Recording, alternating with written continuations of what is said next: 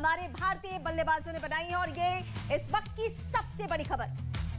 बिल्कुल, तो 186 यहाँ पर स्कोर, और जिस तरीके से भारतीय टीम ने खेला है, जिम्बाब्वे को अब ये रनों को चेस करना है। लेकिन तारीफ करनी होगी यहाँ पर सूर्यकांत यादव की, जिन्होंने, सूर्य कुमार ने अपनी अर्धशतक बनाया है। इसके अलावा हम देखें तो केएल राहुल, जो कि पिछले मैच में भी उन्होंने शानदार प्रदर्शन किया था, इस बार भी। और अब टीम इंडिया ने ऐसा स्कोर बना दिया है जो जिम्बाब्वे चेस करने में मुश्किल हो सकता है। बिल्कुल बिल्कुल। और मेरे सहयोगी अमृत इस वक्त जुड़े हुए हैं, उनका भी हम रुख कर लेते हैं। मेलबर्न सीधे हम चलेंगे। अमृत, स्कोर तो इस लिहाज का खड़ा हो गया है कि टीम इंडिया जीत की दहलीज पर ऐसा लग रहा है कि पहुंच गई है, लेकिन बॉलिंग हमेशा से टीम इंडिया की वीकनेस रही है।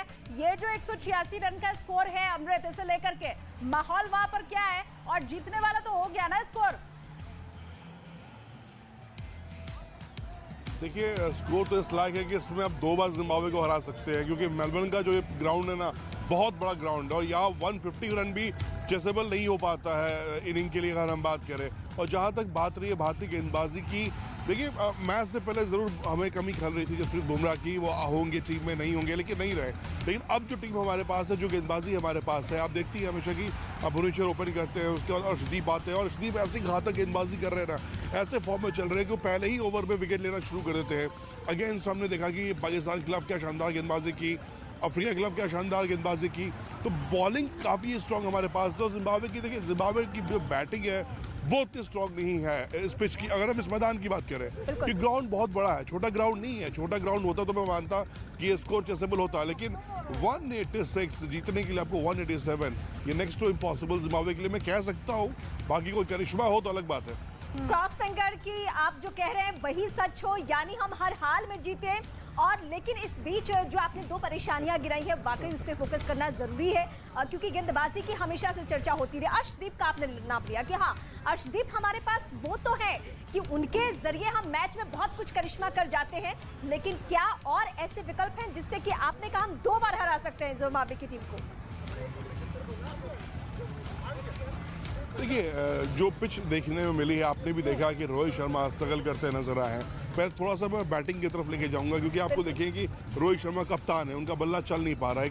एक मैच में उन्होंने स्कोर भी किया था अगेंस्ट नीदरलैंड, लेकिन वो स्कोर के बाद कॉन्फिडेंस नहीं नजर आया रोहित शर्मा की बल्लेबाजी में। इवन जिस दिन वो 50 भी उन्होंने किया था, तब भी पॉजिटिव एक बॉडी लैंग्वेज जो होता है वो नहीं था। दूसरी बात, मैं आज तारीफ करूंगा लोकेश राहुल की, अगेन बैक टू बैक 50, थोड़ा कॉन्फिडेंस आया है, गेन किया है। इस बैट्समैन के लिए बहुत ज़रूरी होता है कि अगर आप पावर प्ले में ज़्यादा रन बनाते हैं ना, अगर विकेट कम लूज होता है, तो आप इस तरह के बड़े स्कोर बनाते हैं। और आपको पता है कि अगला मुकाबला आपका इंग्लैंड से ही होना है, ये तय हो चुका है। बिल्कुल, और यहाँ पर हमें तारीफ करनी होगी केएल राहुल की भी, क्योंकि पिछले मैच में भी वो चले। इसके अलावा सूर्य कुमार यादव, जिन्होंने आखिरी ओवर में इतने रन बटोरे कि स्कोर 186 तक जा पहुंचा है, और ये सम्मानजनक स्कोर है जो जीत की ओर लेकर जाएगा।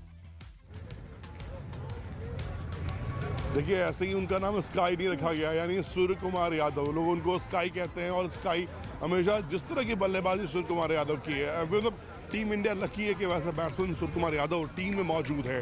T20 गेम में इस तरह का बैट्समैन ना बहुत इंपैक्ट डालता है। और आप देखिए, लगातार फॉर्म में चल रहे हैं सूर्य कुमार यादव। सूर्य कुमार यादव यहाँ तक ही नहीं, वो कि जिस तरह के फॉर्म में है वो वाकई काबिल तारीफ है। और जिस तरह के शॉट्स उनके पास है वो भी काबिल तारीफ है। मतलब अब एक बॉलर परेशान हो जाता है कि भाई बॉल कहाँ डालूं, ऑफ स्टंप पर डालूं, लेग पर डालूं, कभी वो पीछे मारते हैं, कभी वो स्ट्रेट मारते हैं, कभी वो कवर ड्राइव पे छक्का मार देते हैं। मेलबर्न जैसे ग्राउंड पे कवर ड्राइव पे सिक्स मारना ये छोटी मोटी बात नहीं है, आपको पावर दिखाता है कि कितना पावर उस बल्लेबाज के अंदर है, क्या कॉन्फिडेंस उसको अपने ऊपर है, उसके शॉट्स के ऊपर है। तो ये सब चीज़ें, जो कई चीज़ें हैं, वो सूर्य कुमार यादव को सबसे अलग बनाती है। और ऐसे खिलाड़ी टीम इंडिया में रहेंगे तो कहीं ना कहीं बहुत ज्यादा इम्पैक्ट नजर आएगा टीम के अंदर। इंडिया का तो एबी डिविलियर्स भी कहा जाता है सूर्य कुमार यादव को, जो 307 डिग्री में पूरे मैदान पर हर तरफ रन बनाते हैं। इसी के साथ अमृत, आपसे ये भी समझूंगी, जीत की ओर तो समझ आ रहा है कि इंडिया आगे बढ़ चुकी है, बड़े मनोबल के साथ अब आगे हम पहुंचेंगे सेमीफाइनल में। मैंने मान लिया भाई कि आज इंडिया जीत रही है, इंग्लैंड के साथ अब अगर मैच होता है तो ये बड़े मनोबल के साथ भारतीय टीम पहुंचेगी वहां पर। देखिए, विराट कोहली यस पहुंचेंगे, सूर्य कुमार यादव बिल्कुल पहुंचेंगे, लेकिन लोकेश राहुल पहुंचेंगे, लेकिन क्या रोहित शर्मा पहुंचेंगे, ये थोड़ा हमें सोचना होगा। हमने फिर से ऋषभ पंत को मौका दिया, ऋषभ पंत ने शॉट खराब नहीं खेला था, लेकिन ज़रूरी नहीं था इतनी जल्दी आकर आपको उठाकर शॉट मारने के लिए, क्योंकि आपको पता है इससे पहले दिनेश कार्तिक फ्लॉप हुए थे, दीपक हुड्डा को मौका मिला अगेंस्ट साउथ अफ्रीका, वो भी फ्लॉप हो गए। उसके बाद यहाँ ऋषभ पंत को मौका मिला, उनको भी मौका मिलना था लेकिन वहाँ भी वो फ्लॉप हो गए। तो ये एक जो पॉइंट है, ये कप्तान को, खुद कोच को भी सोचना होगा कि भैया क्या करना होगा, किस तरह किया जाए। जो बैट्समैन वहाँ आ रहा है वो चल नहीं पा रहा है, ये एक विषय मैं मान सकता हूँ कि हाँ, जहाँ टीम इंडिया को बैठना पड़ेगा, सोचना पड़ेगा, क्योंकि 2 मुकाबले आपके पास इसके बाद है। अगर आपको कप उठाना है तो आपको स्लॉट को भरना होगा, क्योंकि स्लॉट बहुत महत्वपूर्ण होता है। आपने देखा कि अगर 20-22 रन भी पंत अगर जोड़ देते तो टीम इंडिया 200 प्लस चली जाती है, क्योंकि इसके बाद मुकाबला जो आपका होना है वो एडिलेड में होना है। एडिलेड मेलबर्न की तरह बड़ा ग्राउंड नहीं है, थोड़ा छोटा है, लेकिन फिर भी ग्राउंड उसके भी बड़े हैं। तो उस तरह के पिच पर, फ्लैट पिच पर आपको खेलने के लिए पूरी टीम, यानी एक यूनिट चाहिए हमें। इस यूनिट में चाहे नंबर 1 हो या नंबर 6 हो, नंबर 4 हो, हर कोई आए, अपना काम करे, कंट्रीब्यूशन करना पड़ेगा, तभी आप ट्रॉफी उठा पाएंगे, क्योंकि मुकाबला आपका इंग्लैंड से है, किसी छोटी मोटी टीम से आपका मैच नहीं है। अमृत, लेकिन सवाल ये है मैं, और बहुत इंपॉर्टेंट सवाल जो कि आपने एकदम खुलकर कहा, सीधे कैप्टन पर सवाल उठाया, उनके परफॉर्मेंस पे सवाल उठाया। क्या ब्रीथिंग करने के लिए हमारे पास टाइम है, ऑप्शन है रोहित शर्मा को लेकर? देखिए, जब खिलाड़ी बहुत बड़ा हो जाता है ना, उसका औहदा बहुत बड़ा हो जाता है। आपको याद होगा विराट कोहली 2 साल स्ट्रगल किए थे, उसके बाद अगेंस्ट पाकिस्तान वो कम बैक किए हैं। रोहित शर्मा को बस एक नॉक की जरूरत है, एक शॉट की जरूरत है, मैं नॉक भी नहीं कहूँगा, एक शॉट। जिस दिन वो शॉट उनके पास आ गया, आप अगेंस्ट पाकिस्तान जिस तरह से वो आउट हुए थे, रऊफ को पुल करने गए थे, वहाँ कैच आउट हुए थे, आज भी वो उसी तरह का शॉट खेलने गए, हालांकि बाउंड्री पे थोड़ा सा आगे जाके कैच आउट हो गए, क्योंकि बाउंड्री काफ़ी बड़ी है। तो रोहित शर्मा को पता है कि अगर ये शॉट काम नहीं आ रहा है तो उस शॉट को ट्राई नहीं करना चाहिए, क्योंकि इस तरह के मैच में, इंपॉर्टेंट मैच में आपके लिए बहुत अहम होता है कप्तान का चलना, क्योंकि 2 बड़े मैच है। दोनों बड़े मैच में अगर रोहित शर्मा का बल्ला नहीं चलेगा, पावर प्ले, हम देखिए 6 ओवर का जो स्टार्टिंग गेम है ना, चाहे वो हम बैटिंग कर रहे हो या हम बॉलिंग कर रहे हो, अगर हम बैटिंग कर रहे हैं तो हमारा विकेट नहीं गिरना चाहिए, हमारा स्कोर एटलीस्ट 50 अराउंड होना चाहिए विदाउट लॉस। तब आप सेमीफाइनल और फाइनल के बारे में, बड़े बेसों के बारे में सोच सकती है। एक पॉइंट और ऐड करना चाहूंगी, क्योंकि बतौर कप्तान उनका पहला T20 वर्ल्ड कप है, ऐसे में प्रेशर भी होता है कि जब आप कप्तानी करते हैं तो आपको बहुत सारी और चीजें देखनी होती है, और उस तरीके से आप रन नहीं दे पाते हैं, परफॉर्म नहीं कर पाते हैं। नहीं, देखिए, रोहित शर्मा के पास बतौर कप्तान मुंबई इंडियंस IPL के सबसे सफल टीम के कप्तान रहे हैं। मुंबई इंडियंस को कई बार उन्होंने IPL की ट्रॉफी जिताई है, तो मैं ये नहीं कहूँगा कि T20 खेल में दबाव रोहित शर्मा झेल नहीं पाएंगे, झेल पाएंगे, लेकिन खुद की बल्लेबाजी पर ध्यान देना होगा, थोड़ी बहुत फील्डिंग प्लेसमेंट पर ध्यान देना होगा कि किस समय क्या फील्डिंग प्लेसमेंट करना होगा।